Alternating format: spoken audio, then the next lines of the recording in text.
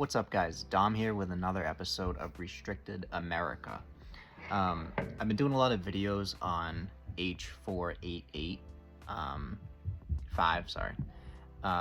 The new Massachusetts gun bill that is just absolutely atrocious.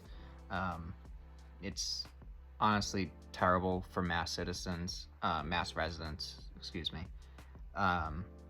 But today I just wanted to go a little bit more in detail about the grandfathering dates, kind of the information I've gathered about them. So basically there's 3 grandfathering dates. The first one, well, I'm just going to go by year. The first one is 1994. This only now, that used to apply to assault weapons and large capacity magazines. So as long as they were made and sold before 1994 and they were in the possession of someone in Massachusetts, those can still be transferred. Those can be bought. They can be sold. That goes for the assault weapons, and the magazines. Because as you know, if you live in Massachusetts, they still sell pre-banned magazines at stores. You can sell them to each other. It doesn't matter, and you can also buy the pre-banned firearms. So this new bill is actually making the 1994 date just for magazines. So basically, Section 121 defines the term large capacity feeding device is defined as a fixed or detachable magazine that has a capacity of or can be readily converted to accept more than 10 rounds of ammunition or more than 5 shotgun shells. This includes parts from which such a device can be assembled if those parts are in the possession or control of the same person. So basically, yeah, they're now including I don't know if they included that before, but it's also a fixed magazine now too. So anything more than 10 rounds. So, I mean, if you live in Massachusetts, you know that a lot of people own pre-banned magazines. So obviously, those are still going to be okay to own afterwards. If you had bought them, with an LTC, you legally own them now. It's totally fine because those were transferable before now, or before August 1st. Same with quote-unquote assault weapons, but they're changing the definitions of these in the bill. As you may know, pre-94, we call them pre-bans, or at least they call them pre-bans in Massachusetts. Those are pre-94, and they can have all of the evil features. So that's flash suppressors, bayonet lugs, collapsible foldable stocks, and you can have all those features if it's a pre-94 rifle. And those can be ARs, they can be AKs, they can be any of those enumerated weapons on the assault weapons ban.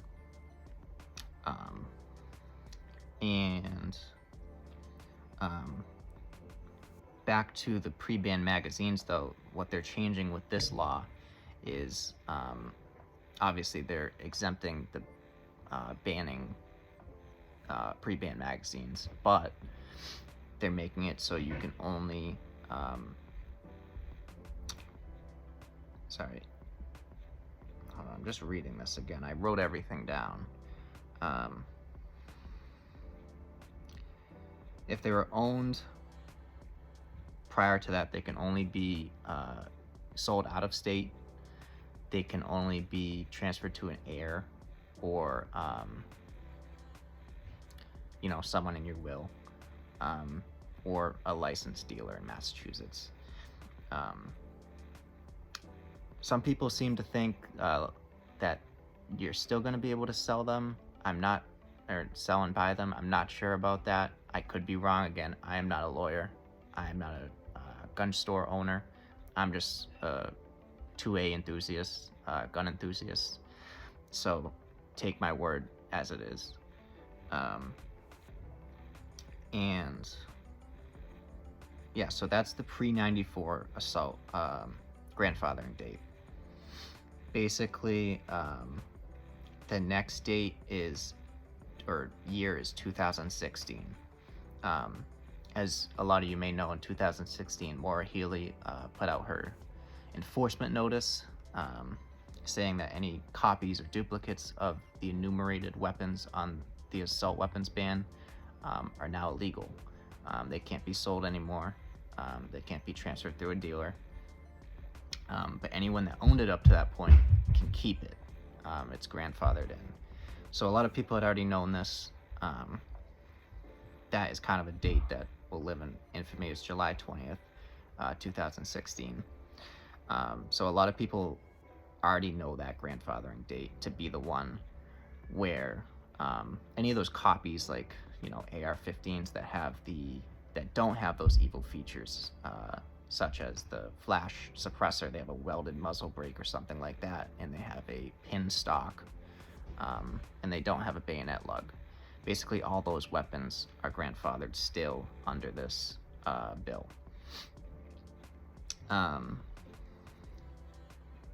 A lot of people are asking, and I've seen it on, because I watch Cape Gunworks Rapid Fire a lot too. A lot of people are jamming him up with the same question.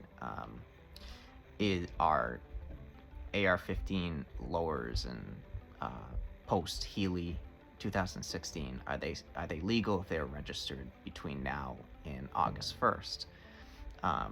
The answer to that is, I would lean towards they are not grandfathered in, but actually enforcing that is almost a moot point, because there's tens of thousands of those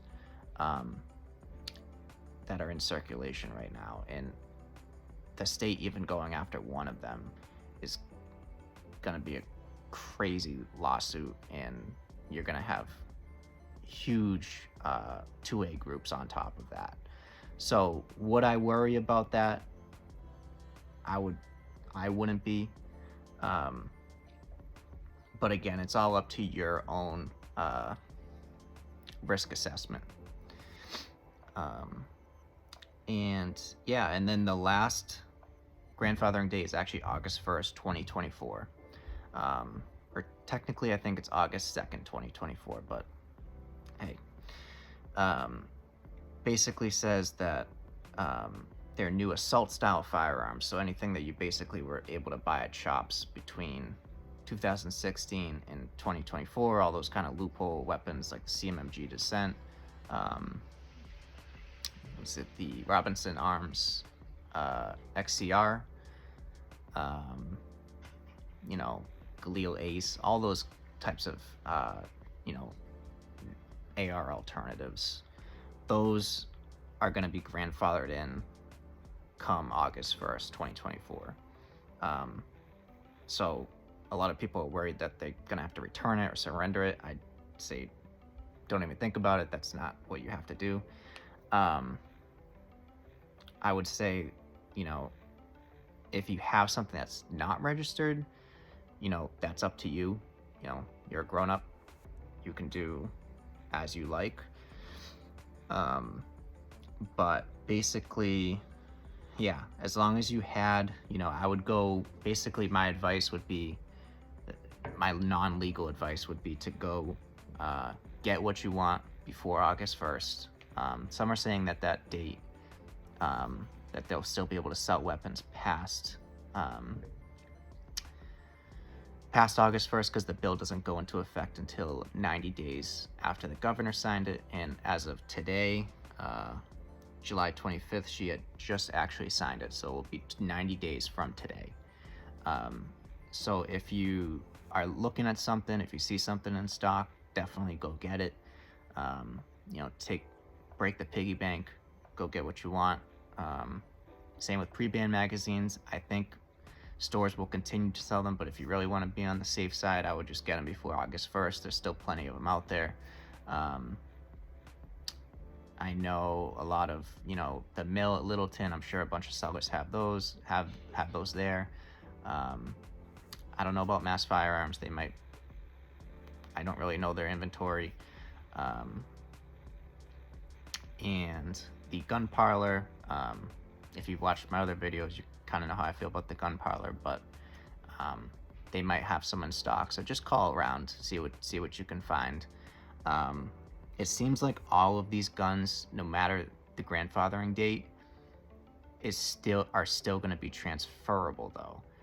So that just means you can still buy like used guns like we were doing pre 94, but you just can't. There won't be any new ones coming to the state, so prices will most likely go up on all of these. So you'd want to get them now while prices are still, at or maybe a little above retail, even if shops are jacking up their prices a little bit, which I don't agree with. But that's it for now. If you have any more questions, leave them down in the comments section. Again, I'm not a lawyer, I'm not a gun store owner, so this is just, personal, my own reading and my own, kind of what I would do. If you want more information, I definitely would recommend going and watch Rapid Fire with Toby Leary, or go on gold.org. They have summaries, and they also have the full text on there, which I've tried to dive into quite a bit. There's just a lot on there, a lot of cross-referencing. But other than that, stay unrestricted and have a great day.